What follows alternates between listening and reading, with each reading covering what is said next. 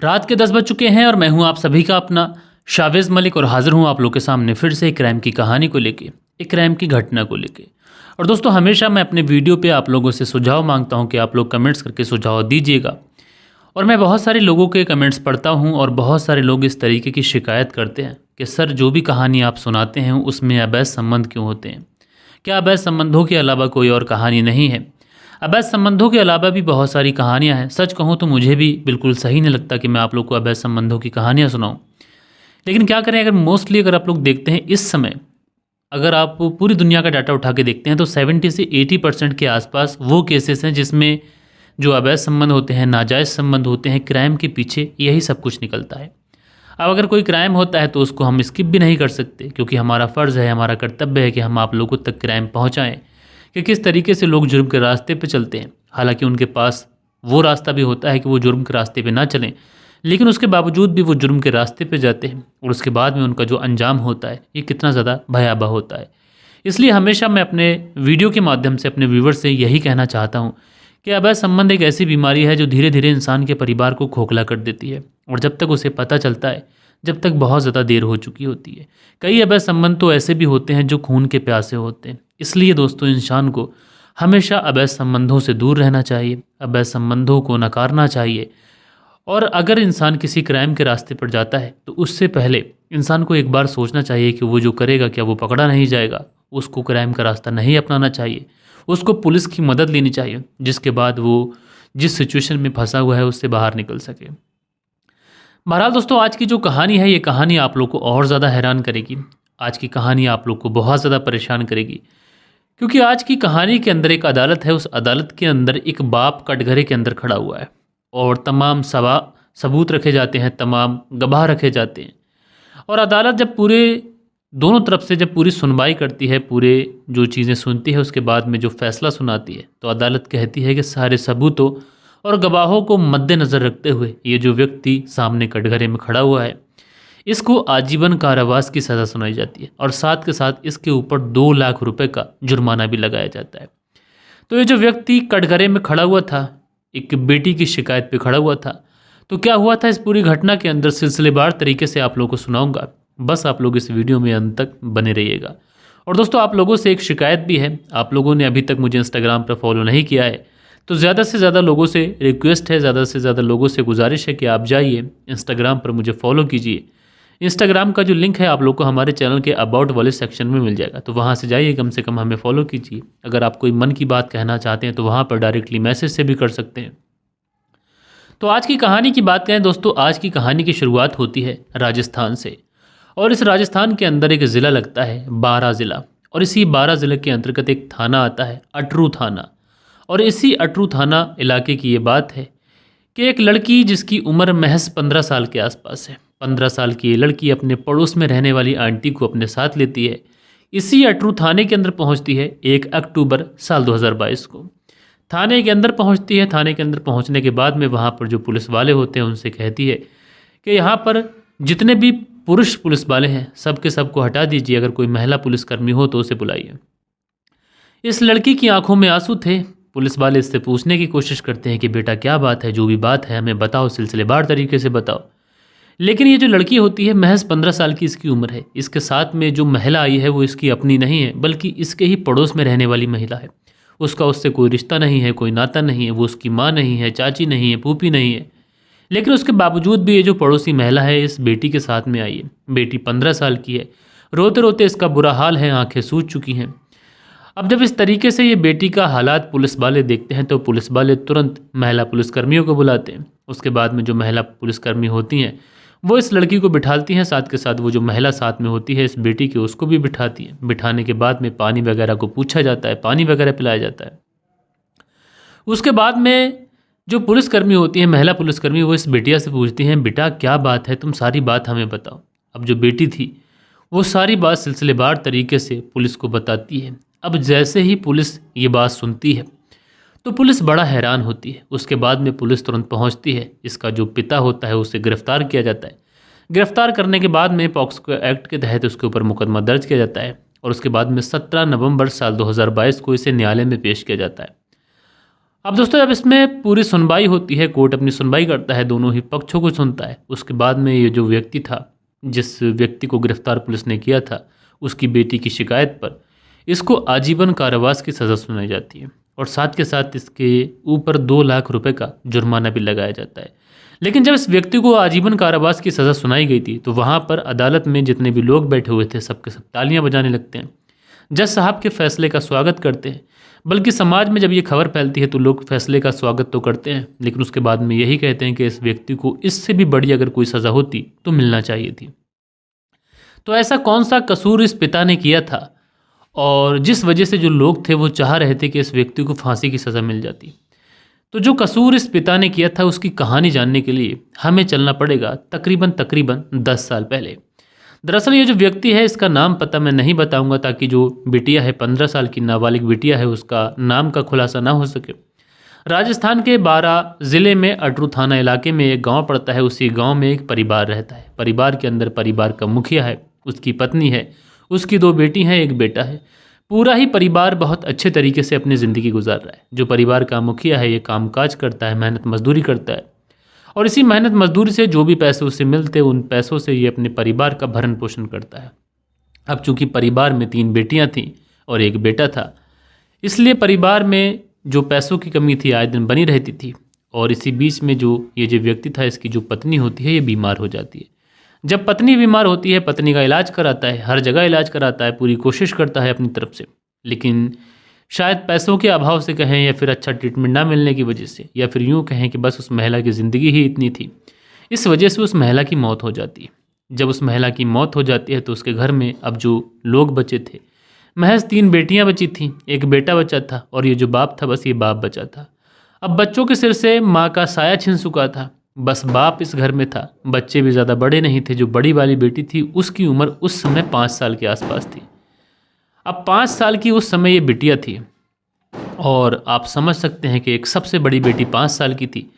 तो घर परिवार में अगर कोई इन बच्चों का सबसे बेहतर कोई ख्याल रख सकता था तो वो इन बच्चों का पिता रख सकता था। धीरे धीरे ये जो पिता था अपने बच्चों की अच्छी परवरिश शुरू करता है, अच्छे तरीके से उन्हें पालना पोसना शुरू करता है, मेहनत मजदूरी करता है। सारी ही चीज़ें बहुत अच्छे तरीके से चल रही थी। समय बीतने लगता है, 1 साल गुजर जाता है, 2 साल गुजर जाता है। धीरे धीरे दोस्तों लगभग 10 साल और गुजर जाते हैं। यानी अब ये जो बेटी थी बड़ी वाली ये 15 साल की हो चुकी थी, छोटे वाले बच्चे भी बड़े हो चुके थे। अब जो पिता था कहीं ना कहीं जब अपनी बेटी को बड़ा होता हुआ देखता है, जवान होता हुआ देखता है, तो इसकी जो नज़र थी, इसकी जो नीयत थी, ये अपनी बेटी पर फिसलने लगती है।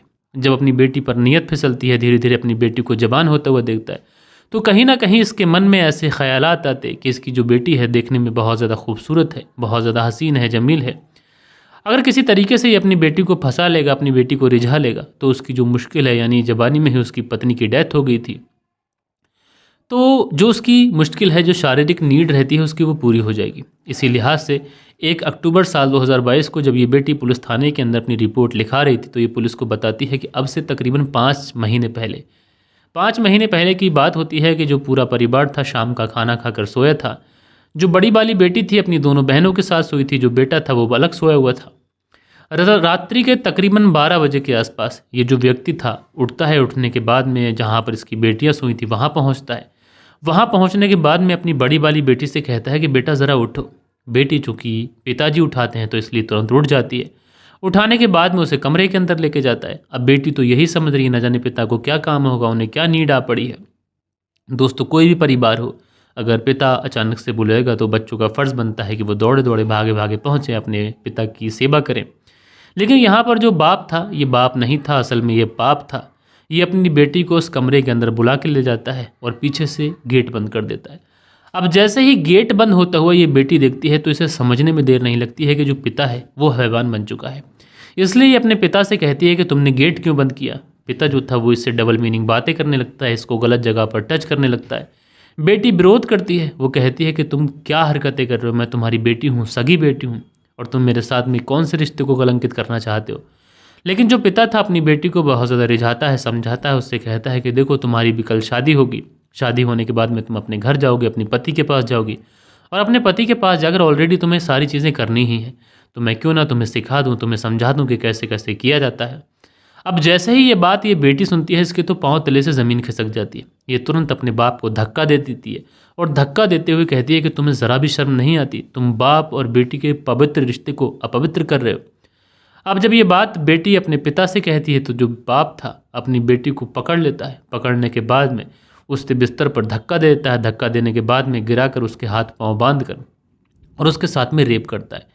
एक बार रेप करता है उस रात, 2 बार रेप करता है, 3 बार रेप करता है। यानी जब तक इसके अंदर शैतान था, जब तक ये उसका रेप करता है। रेप करने के बाद में कहता है कि देखो तुम्हारी माँ की मौत हो चुकी है और अब तुम मेरी पत्नी की तरह हो, मेरी बड़ी बेटी हो, तुम्हारा फ़र्ज़ बनता है कि तुम मेरा ख्याल रखो। जो मैं तुम्हारी माँ के साथ किया करता था वो तुम्हारे साथ किया करूँगा, और तुमने अगर इस बारे में ज़रा भी विरोध किया तो तुम्हारे साथ अच्छा नहीं होगा। तुम्हारी दोनों छोटी बहनों को मैं मार दूंगा, तुम्हारे भाई को मार दूंगा, और तुम्हें भी मार कर एक ऐसी जगह फेंक दूंगा कि जहाँ पर तुम्हारी लाश भी किसी को नहीं मिलेगी। ज़रा सोचिए दोस्तों, एक लड़की जिसकी उम्र महज 15 साल है, अगर उसका बाप उसे इस तरीके से डराए बंद कमरे के अंदर, तो क्या वो डरेगी नहीं? बच्ची सहम जाती है, डर जाती है। उसके बाद में एक तरफ बैठ जाती है, सोचती है शायद पिता आज बहक गया था, जानवर बन चुका था, दरिंदा बन चुका था, शायद आगे से वो इस तरीके की चीज़ें ना करे। और यहीं पर शायद इस बच्ची की सबसे बड़ी भूल थी। बच्ची इस बारे में किसी से बताती नहीं है, डर के मारे किसी से कुछ कहती नहीं है। लेकिन ये जो बाप था, अब उसका ये रोज़ का काम बन चुका था। रोज़ रात को ये अपनी बेटी के पास आता, उसे उठाता, उठाने के बाद में उसे कमरे के अंदर लेके जाता और उसके साथ में वही सारी चीज़ें करता जो वो पहली रात कर चुका था। बेटी इन चीज़ों का विरोध भी करती है, लेकिन उसका जो विरोध था नाकाफ़ी था। बच्ची महज 15 साल की थी, बाप 35 साल का था, तो उसके आगे आखिर इस बच्ची की कैसे चल पाती। बच्ची बेचारी बेबस पड़ी हुई सब कुछ जो उसके साथ में होता है वो देखती रहती है। लेकिन इतनी सारी चीज़ों से ये इतना ज़्यादा टॉर्चर हो चुकी थी, इतना ज़्यादा थक चुकी थी कि इसके मन में आया कि अब उसे ये चीज़ें बर्दाश्त नहीं करनी है। भले ही उसका बाप उसकी बहनों को मार दे, उसके भाई को मार दे, मुझे भी मार दे, लेकिन अब वो ये चीज़ें बर्दाश्त नहीं करेगी। इसलिए वो घर से रात के अंधेरे में भाग जाती है। भागने के बाद में पड़ोस में ही, घर के पड़ोस में एक मंदिर था, उसी मंदिर में छुप जाती है। मंदिर में जब छुपती है तो पड़ोस वाली आंटी एक मंदिर के अंदर आती है, उसी मंदिर के अंदर। और जब वो इस बच्ची को डरा सहमा सा देखती है, पड़ोस की बच्ची है, तो वो इससे पूछती है बेटा क्या बात है। इससे साथ में अपने घर लेके जाती है। घर ले जाने के बाद में इसे ठीक से खाना खिलाती है, बैठाती है, पुचकारती है। उसके बाद में सारी बात इससे पूछती है कि बेटा तुम्हारा अपना घर है, तुम्हारे पिता हैं, तुम्हारी बहनें हैं, तुम्हारा भाई है, आखिरकार तुम इस तरीके से मंदिर में क्यों छुपी हुई हो। तो ये जो बच्ची है उसके बाद में जब इस आंटी को पूरी कहानी सुनाती है, तो ये जो आंटी होती है इसके तो पाँव तले से ज़मीन खिसक जाती है। तुरंत ही इस बच्ची को अपने साथ लेती है। साथ लेने के बाद में तुरंत पुलिस थाने पहुंचती है, और पुलिस थाने पहुंचने के बाद में इस व्यक्ति के खिलाफ मुकदमा दर्ज कराती है। पुलिस भी इस मामले को काफ़ी ज़्यादा गंभीरता से लेती है। तुरंत इस व्यक्ति को गिरफ्तार किया जाता है। गिरफ्तार करने के बाद में इसे जेल भेजा जाता है। उसके बाद में 17 नवंबर साल 2022 को इसे न्यायालय में पेश किया जाता है, और इस पूरे केस के अंदर 14 गवाहों की सुनी जाती है। 29 ऐसे दस्तावेज जो कि सबूत के तौर पे देखे जाते हैं, उन सारे दस्तावेज़ों को देखा जाता है, और उसके बाद में अदालत इस नतीजे पे पहुंचती है कि ये जो व्यक्ति है, इस व्यक्ति को उम्र कैद की सज़ा सुनाई जाती है, यानी आजीवन कारावास, और साथ के साथ 2 लाख रुपए का जुर्माना और 5 लाख रुपए अतिरिक्त इस लड़की को देने की जो फैसला है, ये जो जज साहिबा होती हैं वो सुनाती हैं। जब इस तरीके का केस पूरे समाज में खुलता है तो लोग हैरान होते हैं, परेशान होते हैं, और लोग यही सोच रहे होते हैं कि आखिरकार लोग किस तरीके से दरिंदे हो गए, आखिरकार लोग किस तरीके से हैवान हो चुके हैं। इसी तरीके का एक मामला अभी हाल फिलहाल में उत्तर प्रदेश से भी आया है। उसमें 10 साल से जो बाप था वो अपनी बेटी के साथ में दुष्कर्म कर रहा था। बेटी थक हार जाती है, थक हार कर पुलिस थाने पहुंचती है। पुलिस थाने पहुंचने के बाद में वो जो दरिंदा बाप था उसके खिलाफ मुकदमा दर्ज कराती है। उसके बाद पुलिस उसे गिरफ्तार करती है। इसी तरीके का एक केस मैंने आप लोग को शुरुआत में सुनाया था। वो केस था कर्नाटक का। उसमें एक जो बाप था वो अपनी ही बेटी के साथ में दुष्कर्म किया करता था। बेटी गर्भवती हो जाती है। उसके बाद में वो स्कूल में अपने कुछ फ्रेंड्स को बताती है कि उस इस तरीके से उसका जो बाप है वो कुकर्म कर रहा है। उसके बाद में जो मामला था वो अदालत में पहुंचता है, और अदालत में पहुंचने के बाद में ना कि बाप को आजीवन कारावास की सज़ा सुनाई जाती है, बल्कि जो माँ होती है उसे भी उम्र कैद की सज़ा सुनाई जाती है, क्योंकि उसमें माँ की भी भागीदारी थी। अगर आप लोग इस वाली कहानी को सुनते हैं तो एक बार कमेंट्स में बताइएगा कि आप लोग इस कहानी को सुनना चाहते हैं, जो कर्नाटक वाली थी, जिसमें माँ और बाप दोनों को सज़ा सुनाई गई थी। बच्ची ने स्कूल के अंदर अपने टीचर्स को बताया था कि वो किस तरीके से गर्भवती हो गई। बहरहाल दोस्तों, ये थी आज की कहानी। आज की कहानी आप लोग को कैसी लगी कमेंट्स करके ज़रूर से ज़रूर बताइएगा। और कल के दिन आप लोग के कुछ कमेंट्स भी हैं, वक्त होता है कि आप लोग के कमेंट्स पढ़ लिए जाए। दोस्तों, हमारे चैनल पर जो कल के दिन कमेंट्स आए थे उसमें हसीबुल अंसारी हैं, लिखते हैं अस्सलाम वालेकुम भाई, ऐसा किसी सुनकर दिल जो है वो तकलीफ़ होती है, सारी भी चीज़ें सुनकर। विदेश में भी रहकर पैसा कमाने आते हैं और अभी मैं दुबई में हूँ, तो ऐसा पत्नी अगर पति के साथ में करेगी तो ये बर्दाश्त के काबिल नहीं होता है। अमीन गुज्जर पाकिस्तान से कहानी सुनते हैं, शुक्रिया। देव कुमार जी लिखते हैं वेरी नाइस, तो बहुत शुक्रिया। सतबीर सिंह जी लिखते हैं कहानी सुनकर मुझे बहुत अच्छी लगी। सतबीर सिंह मुजफ्फरनगर उत्तर प्रदेश से, तो सतबीर सिंह जी आपका बहुत शुक्रिया। शाहनवाज शाह हैं, हार्ट बनाते हैं, तो भैया आपका बहुत शुक्रिया। जयराज हैं लिखते हैं बिलाई छत्तीसगढ़ से, कहानी सुनते हैं नाइस स्टोरी, तो भैया आपका बहुत शुक्रिया। सुरेंद्र शर्मा हैं लिखते हैं नमस्ते मलिक भाई साहब, नाइस स्टोरी। सुरेंद्र कुमार श्री विजयनगर राजस्थान से, तो आपका बहुत बहुत शुक्रिया। अनिल कुमार हैं लिखते हैं नाइस स्टोरी जी। अनिल कुमार अमेरिका से कहानी सुनते हैं, भैया शुक्रिया। लईक अब्बास जी हैं लिखते हैं नाइस स्टोरी। लईक अब्बास गुलिस्तानास बागपत यूपी से कहानी सुनते हैं। संगीता देवी लिखती हैं आज मेरे भतीजा गर्बित का हैप्पी बर्थडे है और बेगबाला बिजनौर यूपी से कहानी सुनते हैं, और इनके कमेंट्स पर रिप्लाई है देव कुमार जी का।